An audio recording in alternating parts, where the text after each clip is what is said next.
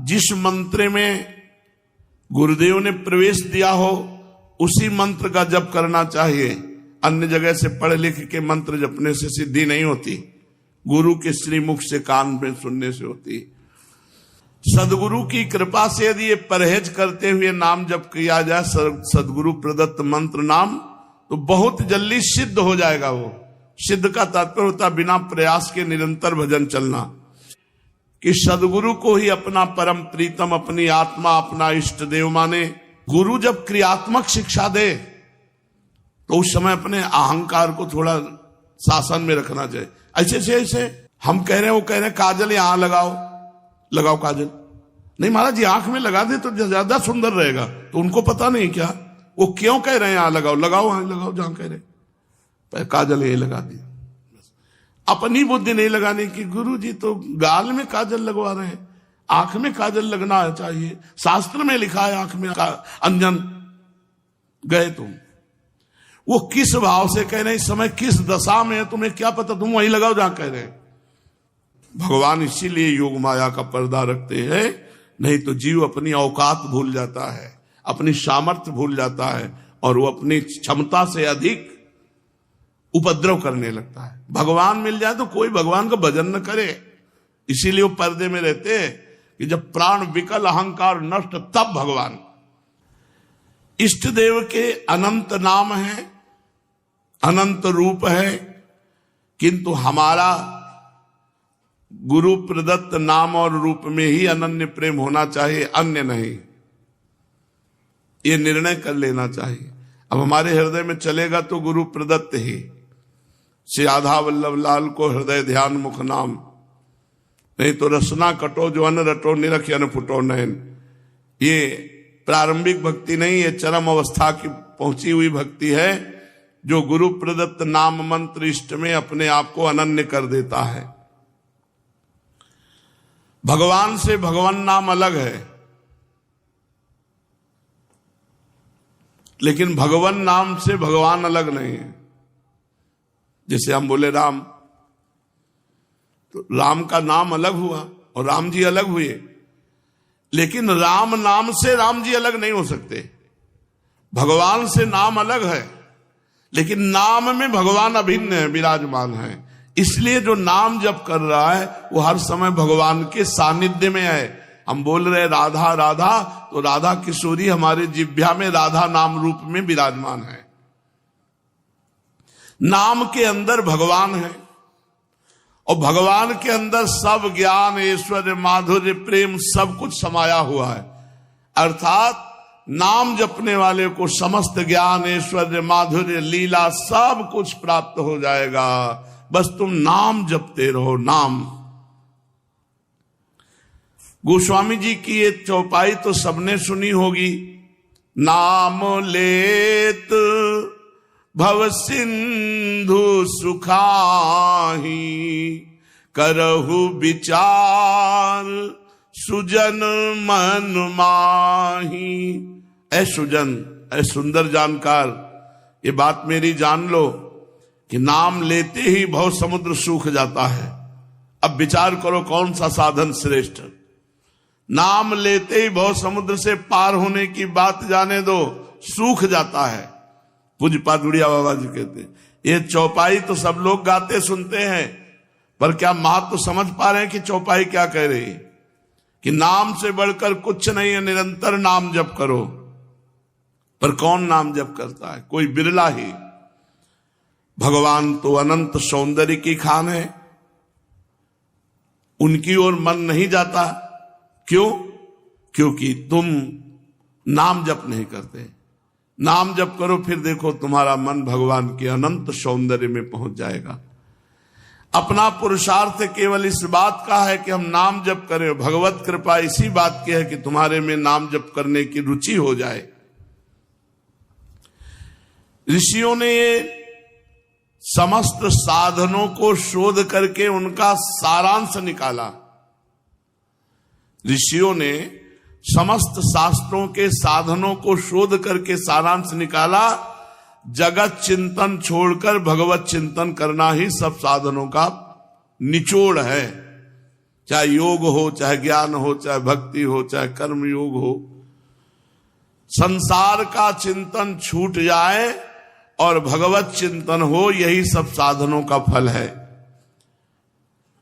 जगत चिंतन देहाशक्ति, भगवत चिंतन भगवदाशक्ति। भगवत चिंतन करने से ये देह भी दिव्य हो जाता है, देह भी दिव्य हो जाता है। सर्वदा जो भगवान का चिंतन करते रहते हैं, भगवान नाम की रट लगा देते हैं, कलयुग स्पर्श नहीं करता ऐसे साधकों का। नहीं तो कलयुग के स्पर्श मात्र से बुद्धि भ्रष्ट हो जाती है। कलयुग कर्म न धर्म विवेकु, राम नाम अवलंबने को। कलयुग में धर्म कर्म सब विशेष फलदायी नहीं रह गए, केवल भगवन नाम। कलयुग केवल नाम आधारा, सुमिर सुमिर नर उतरे। केवल भगवन नाम। जो जितना अधिक नाम जप करेगा उतना ही अधिक उसे आनंद की अनुभूति होगी। पहले पाप नष्ट हो जाए, पापों का नाश होने के बाद आनंद मिलता है। इसलिए जब तक नाम जप में तुम्हें आनंद ना मिले तो समझो नाम तुम्हारे पापों को भस्म कर रहा है। जिस दिन पाप नष्ट हो गए उस दिन आनंद में डूब जाओगे। बिना भगवान शंकर की कृपा के हरि नाम में प्रीति नहीं होती, हरि चरणों में प्रीति नहीं होती। अगर किसी की हरि चरणों में प्रीति है तो देवादिदेव महाशंकर ने की आराधना हुई है पीछे। बड़े बड़े महापुरुषों के जीवन चरित्र में पाया गया कि वो शिव आराधन में तत्पर रहे। पूज्य राधा बाबा, नरसिंह मेहता जी, बड़े बड़े महापुरुषों को भगवान शंकर की कृपा से, हरि भक्ति की कृपा से धाम नाम में प्रेम, राधा नाम में प्रेम, राधा धाम में प्रेम। तो जिसको हरि नाम में प्रीति ना हो रही वो भगवान शंकर से प्रार्थना करे, भगवान शंकर की आराधना करे, निश्चित हरि नाम भक्ति उसके हृदय में जागृत हो जाएगी। नाम जागृत हो जाएगा, हरि भक्ति जागृत हो जाएगी। अयोध्या वासियों से भगवान श्री राम बैठाल करके हाथ जोड़ के कहते हैं, और एक गुपुत मत सबहि कहो कर जोरी, शंकर भजन बिना नर भगति न पावई मोरी। जा पर कृपा न करही पुरारी, सो न पाओ मुनि भगति हमारी। शिवद्रोही ममदास कहावा, सो नर मोही सपने हूं नहीं भावा। भगवान श्री राम जी कह रहे, हे अयोध्यावासियों, मैं हाथ जोड़कर सबसे प्रार्थना करता हूं, एक अपने मन की गुप्त बात कहता हूं। भगवान शंकर के भजन के बिना कोई मेरी भक्ति नहीं प्राप्त कर सकता। अगर कोई भगवान शंकर से द्रोह करे और मेरा दास कहलाए तो स्वप्न में भी मुझे वो अच्छा नहीं लगता। जिस पर भगवान त्रिपुरारी महादेव जी की कृपा नहीं होती वो मेरी भक्ति को प्राप्त नहीं होता। इसलिए बाबा भी कह रहे हैं, यदि हरि भक्ति हरि नाम में प्रीति ना हो रही हो तो शंकर जी को एक लोटा जल चढ़ा दिया कर। हर हर महादेव। वो एक चुल्लू जल से, एक बिल्व पत्र से, एक अकौड़ा धाक और धतूर का फल, इतने से ही वो प्रसन्न हो जाते हैं। बड़े औधर दानी हैं, बड़े आशुतोष हैं। जिस व्यक्ति का जिस मंत्र में गुरुदेव ने प्रवेश दिया हो उसी मंत्र का जप करना चाहिए। अन्य जगह से पढ़ लिख के मंत्र जपने से सिद्धि नहीं होती, गुरु के श्रीमुख से कान में सुनने से होती। जो दूसरों की संपत्ति का त्याग करता है, पर स्त्री का दूषित भाव से चिंतन करना त्याग करता है, यथालाभ संतुष्ट रहता है, उसमें बहुत जल्दी नाम जप स्फुरित हो जाता है। मानो ये बात कह रहे हैं कि नाम जप करते हुए यदि नाम जप में प्रीति नहीं हो रही तो ये स्थान देख लो। दूसरे की संपत्ति का अपहरण करना, दूसरे की स्त्री के प्रति दोष दृष्टि रखना, काम आदि भाव, पर निंदा, वैष्णव अपराध, अपवित्र भोजन, अगर इनका त्याग हो जाए तो बहुत जल्दी नाम में रुचि हो।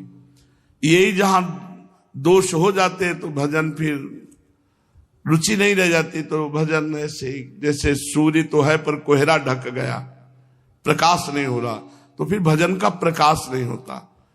पराई माता बहनों की तरफ काम दृष्टि, अपवित्र भोजन का त्याग, वैष्णव निंदा पर निंदा का त्याग, पराई माता बहनों की तरफ अगर हमारी दृष्टि रहेगी काम की तो हमारे भजन में रुचि नहीं होगी। भजन चाहे घंटा 2 घंटा करो, वृत्ति वहीं पहुंच जाएगी। सदगुरु की कृपा से यदि ये परहेज करते हुए नाम जप किया जाए, सदगुरु प्रदत्त मंत्र नाम, तो बहुत जल्दी सिद्ध हो जाएगा। वो सिद्ध का तात्पर्य होता बिना प्रयास के निरंतर भजन चलना। सदगुरु जो बात बता दे बस उस बात में कभी संशय मत करना, उसको पकड़ लो, पार हो जाओगे। जब कोई अधिक जप करने लगता है तो जप हृदय से उसकी नस नाड़ियों में और फिर रोम रोम में, फिर जहां बैठता है जिस जगह वहां परमाणु छा जाते हैं। एक बार दंडवती परिक्रमा लगा रहे थे गिरिराज जी महाराज की, सदगुरुदेव भगवान साथ थे, तो पूछरी के लोठा में जब पहुंचे तो उसी समय कुछ दिन ही हुए थे, शरीर पूरा हुआ था। पूज्य श्री जगन्नाथ दास बाबा जी बड़े सिद्ध महापुरुष थे, कई बार दर्शन हुए उनके। मध्याह्न में जब विश्राम को लेटे थोड़ी देर में करवट बदला, देखा गुरुजी नहीं, उनका दंडोती लगाने चले गए। ऐसा तो अभी तक नहीं हुआ, बिना बताए बिना कहे चले गए। जल्दी से उठे, भागे, तो दोस्त वैष्णव जन आ रहे थे। हमने कहा किसी संत भगवान को देखा क्या परिक्रमा मार्ग में जाते हुए? बोले नहीं, यहां तो नहीं, एक संत भगवान अप्सरा कुंड में बैठे। देखा महाराज जी बैठे। जब उठ के आए तो दूर बैठ गए, जब उठ के आए तो महाराज जी यहाँ कैसे? तो उनका वहां इतने गोपाल मंत्र के जोर के परमाणु हैं कि निज मंत्र जपने में विक्षेप हो रहा था, इसलिए उठ के आ गए। तो यहां बाबा वर्णन कर रहे हैं, जब अधिक जप होने लगता है तो जिह्वा से कंठ में, कंठ से हृदय में, हृदय में संपूर्ण नस नाड़ियों में, फिर रोम रोम में, फिर बाहर जहां बैठा हुआ है उतना क्षेत्र मंत्राकार हो जाता है। इसलिए गुरु प्रदत्त नाम जप करो। जो निषेध किया गया है गंदी बातें, वो अपने जीवन से दूर करो धीरे धीरे नाम बल से। प्रश्न है, भगवान की दुरंत माया से कैसे पार हुआ जा सकता है? कल चर्चा थी भगवान की माया का क्या स्वरूप है, सो आपने सुना। फिर प्रश्न था कि माया से कैसे पार हुआ जा सकता है? तो श्री प्रबुद्ध जी महाराज कहते हैं कि पहले सदगुरु का वर्णन करें। प्रायः शिष्य के लक्षणों के वर्णन मिलते हैं, यहां सदगुरु के वर्णन किए। सदगुरु कैसे होने चाहिए? बोले जो शाब्द ब्रह्म और पर ब्रह्म दोनों के ज्ञाता हो। शब्द ब्रह्म शास्त्रों के ज्ञानी, पर ब्रह्म आत्मस्वरूप का बोध अर्थात भगवत साक्षात्कार। इसलिए जो परम कल्याण का जिज्ञासु हो उसको गुरुदेव की शरण लेनी चाहिए। गुरुदेव ऐसे हों जो शब्द ब्रह्म वेदों के पारदर्शी विद्वान हो, जिससे वे ठीक ठीक समझा सके और साथ में ही पर ब्रह्म की अनुभूति से युक्त हो, ताकि वो अपने अनुभव की रहस्य की बातें शिष्य को बता सके। गुरुदेव का चित्त शांत हो, द्वंद्वातीत स्थिति हो, व्यवहार के प्रपंच में विशेष प्रवृत्त नहीं होना चाहिए। गुरु शिष्य का संबंध है संसार से मुक्त होने का, और अब इसको प्राय व्यापार बना लिया गया। हर संबंध में स्वार्थ बुद्धि घुसती चली जा रही, जिससे हर संबंध दूषित होता चला जा रहा है। जिज्ञासु को चाहिए कि सदगुरु को ही अपना परम प्रीतम, अपनी आत्मा, अपना इष्ट देव माने, निष्कपट भाव से गुरुदेव की सेवा करे, और गुरुदेव की आज्ञा में रहकर भक्ति भाव के साधनों की क्रियात्मक शिक्षा ग्रहण करे। देखो, शिष्य वही है जो गुरु के मनोभाव को समझे। क्रियात्मक शिक्षा, इस समय भोग लगाना, इस समय ऐसा, इस समय तो कभी कभी ऐसा पाया जाता है कि अपनी रुचि के अनुसार सेवा करना और गुरु जी की रुचि के अनुसार या इष्ट देव की रुचि के अनुसार सेवा, बड़ा अंतराय हो जाता है। अपनी रुचि के अनुसार सेवा करने पर जो आपको सुख होता है वो स्वसुख है, और गुरु जी या इष्ट देव की रुचि के अनुसार जो सेवा की जाए वो तत्सुख है। तत्सुख ही हमारी सिद्धि है।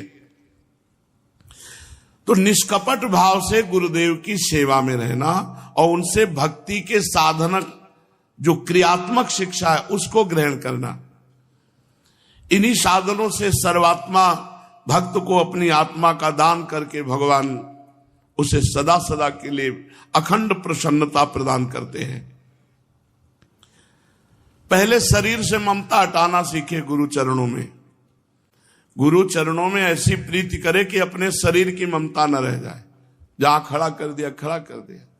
जहां आप ये सच्ची समझो, अगर भगवान अपने प्रेम में अपने आप को छुपाए नहीं और खोल देना तो आप भगवान का अनादर कर दोगे। आप अनादर कर दोगे, अनादर कर दोगे, अपमान कर दोगे। पक्का 100% लिख के कह रहा हूं। यदि भगवान अपने को माया के पर्दे से ना ढके और आप जब तक विकल नहीं हो जाते, प्राण त्यागने की स्थिति नहीं आती, तब तक वो सामने नहीं आते। अगर वो ऐसे ही सामने आ जाए तो अगर उनका अपमान न कर दो, उनकी अवहेलना न कर दो, तो कहना अधिक प्रीति से मात्र बुद्धि अंतर ध्यान हो जाती है। भगवान इसीलिए योग माया का पर्दा रखते हैं, नहीं तो जीव अपनी औकात भूल जाता है, अपनी सामर्थ्य भूल जाता है और वो अपनी क्षमता से अधिक उपद्रव करने लगता है। भगवान मिल जाए तो कोई भगवान का भजन न करे। इसीलिए वो पर्दे में रहते हैं कि जब प्राण विकल, अहंकार नष्ट, तब भगवान। गुरु जब क्रियात्मक शिक्षा दे तो उस समय अपने अहंकार को थोड़ा शासन में रखना चाहिए। ऐसे से ऐसे हम कह रहे हैं, वो कह रहे हैं काजल यहां लगाओ, लगाओ काजल। नहीं महाराज जी, आंख में लगा दे तो ज्यादा सुंदर रहेगा। तो उनको पता नहीं क्या, वो क्यों कह रहे हैं यहां लगाओ, लगाओ वहां लगाओ जहां कह रहे। काजल यही लगा दी। अपनी बुद्धि नहीं लगाने की। गुरु जी तो गाल में काजल लगवा रहे हैं, आंख में काजल लगना चाहिए। शास्त्र में लिखा है आंख में अंजन। गए तुम, वो किस भाव से कह रहे हैं, इस समय किस दशा में है तुम्हें क्या पता, तुम वहीं लगाओ जहां कह रहे हैं। गुरु के द्वारा क्रियात्मक शिक्षा भक्ति की ग्रहण करें। इन्हीं साधनों से सर्वात्मा भक्त को अपनी आत्मा का दान करने वाले भगवान प्रसन्न हो जाते हैं। सब कुछ छीन लिया महाराज बलि से, इसके बाद बांध दिया वरुण पास का। बता, बहुत बड़ा दानी बनता था, तीसरा पग कहां से पूरा करेगा। बलि जी वैसे ही दैन्य 3 पग पृथ्वी मांगी, वो पूरा गुरु जी का विरोध करके तुमको दिया, सब कुछ दे दिया, इसके बाद वरुण पास से बांध रहे हो मुझे। यह तुम्हारी कोई भगवत्ता है? ऐसा नहीं। भगवान की इस लीला में कि 2 में तो सब ब्रह्मांड नाप लिया, कहा तीसरा पग दीजिए, और वरुण पास से बांध दिया, जो प्रतिपल कष्ट देता रहता, प्राण दंड जैसा कष्ट। बलि जी ने कहा अभी तो हमने प्रणाम भी नहीं किया आपको। तभी भगवान बिक गए कि अब भी रोष नहीं, अब भी कोई शिकवा शिकायत नहीं। बहुत दुर्दशा है जीव की, बहुत दुर्दशा है। पहले शरीर में अनासक्त होना सीखे गुरुदेव के चरणों में, फिर संतान, धन, संपत्ति, परिवार, इससे अनासक्त होना सीखे, फिर भगवान के भक्तों में कैसे आसक्त होना चाहिए ये सीखे, फिर समस्त प्राणियों के प्रति दया, मैत्री, विनय और निष्कपट भाव की सेवा। मिट्टी जल आदि से बाह्य शरीर की पवित्रता, छल कपट आदि के त्याग से भीतर की पवित्रता। मिट्टी जल आदि से बाह्य पवित्रता करना चाहिए। शरीर पवित्र रहता है तो मन भी पवित्र रहता है, मन पवित्र रहता है तो भगवान के भजन में। इसलिए कपड़े पवित्र होने चाहिए, कीमती नहीं, पवित्र होने चाहिए। हम सुंदर नहीं कह रहे, पवित्र हो, भले चिथड़ा हो लेकिन पवित्र कपड़ा हो। अगर पवित्र वस्त्र है, पवित्र शरीर, तो आप खुद देखोगे परम पवित्र भगवान का सहज में स्मरण होता है। ये जो अपवित्र रहते हैं, मिट्टी जल आदि से शरीर की पवित्रता और छल कपट आदि के त्याग से भीतरी पवित्रता, और धर्मानुष्ठान के लिए कष्ट सहना, जैसे सर्दी का समय है, रात्रि में उठ जाना, स्नान करना, स्नान करके आना, सत्संग सुनना, कष्टप्रद जीवन यत तज्ञे विश्वी परिणामे अमृतोपमम। जो धर्मानुष्ठान के लिए कष्ट सहता है वही तपस्या है, यही परम तपस्या है कि अपने नियमावली के लिए, धर्मानुष्ठान के लिए हम कष्ट सहे। सहनशीलता, जब आप अपने धर्मानुष्ठान में चलेंगे तो आपको कोई विनोदास्पद शब्द कहेगा, कोई उपहासास्पद कहेगा, बड़े भगत बनते हैं या कुछ भी ऐसा, उसको सहन करो। आपको कोई प्रतिकूलता या कोई अपराध जनित बात करता है आपसे, आप चुपचाप सहन करो। सहन करना ही तपस्या होगी। तो धर्मानुष्ठान का पालन करने से, जो भी हमारी प्रतिकूल परिस्थिति उसको सहने से और मौन रहने से। आप गीजर के पानी से स्नान करते हैं, आपको ये कमजोर करता है, आपकी क्षमता को कमजोर करता है, शारीरिक सहनशीलता को कमजोर करता है। थोड़ी देर एक दो मग्घा तो ठंडा पानी जा करके एकदम विचलित करेगा, लेकिन फिर बाद में घंटों तक आपको आनंद देगा। सर्दी सहने के सामने, और गीजर से नहा के निकलो तो आपका शरीर कांपने लगेगा। बाहरी शक्ति जब सर्दी लगेगी तो क्षमता नहीं आपकी सह सको। कोशिश करो ज्यादा गर्म पानी से ना नहाओ। एक बच्चा है अभी, वो ठंडे पानी से, हम कहा नहीं हम लगवा देते हैं, नहीं हमें जरूरत नहीं, बड़ा आनंद आता है ऐसे। आप अभ्यासरत रहो, अभ्यास करो अपने साधन मार्ग में कष्ट सहने का। फिर मौन रहना चाहिए। मौन से बहुत लाभ मिलता है, अपने भी कोशिश करते हैं, मौन से बहुत लाभ मिलता है। एक तार भजन करने का सुख मिलता है। आप लोग भी अभ्यास करो जितना मौन रह पाओ। और स्वाध्याय, शास्त्र का नित्य स्वाध्याय होना चाहिए। जैसे आप गीता जी के 10 श्लोक पढ़े, भागवत के 10 श्लोक पढ़े, रामायण की 10 दोहा पढ़े, अर्थ सहित पढ़े, भाव समझे। रोज शास्त्र का स्वाध्याय करो। सरलता, आपके व्यवहार में छल कपट नहीं होना चाहिए, सरल व्यवहार होना। संत सरल चित जगत हित जान स्वभाव स्नेह, बाल विनय सुन करि कृपा राम चरण रति दे। जो साधुता का स्वरूप है वो सरलता है, जो मन में वही वाणी में, जो वाणी में वही तन में है। ब्रह्मचर्य, जहां तक हो सके ब्रह्मचर्य का पालन करें। अहिंसा, मन वाणी शरीर से किसी को दुख ना पहुंचावे। सर्दी गर्मी सहना, ये बहुत आवश्यक है। खान पान, शौच लघु शंका, साधक इस पे संयम रखता है। जैसे अपने आसन पे बैठे तो 3 घंटे आसन पे बैठे तो फिर 3 घंटे कोई लघु शंका सोच, उस वेग को फिर समन करना चाहिए। सत्संग में बैठे तो अब समन करना चाहिए। गर्मी सर्दी का वेग सह जाइए। शौच लघु शंका का जब आसन में बैठे पहले से निवृत्त हो जाओ, पहले से निवृत्त हो जाओ कि अब जैसे सत्संग शुरू होने वाला है तो आप लघु शंका चले जाओ 10 मिनट पहले। घंटा 1.5 घंटा सत्संग हुआ फिर आप चले जाओ, फिर घंटा 1.5 घंटा वाणी पाठ हुआ फिर आप बाद में चले जाओ। सर्दी गर्मी सहो, शौच लघु शंका के वेग को उस समय जब सत्संग में हो या पाठ में हो। और सुख दुख को सहो। देखो सहन करना ही साधुता है।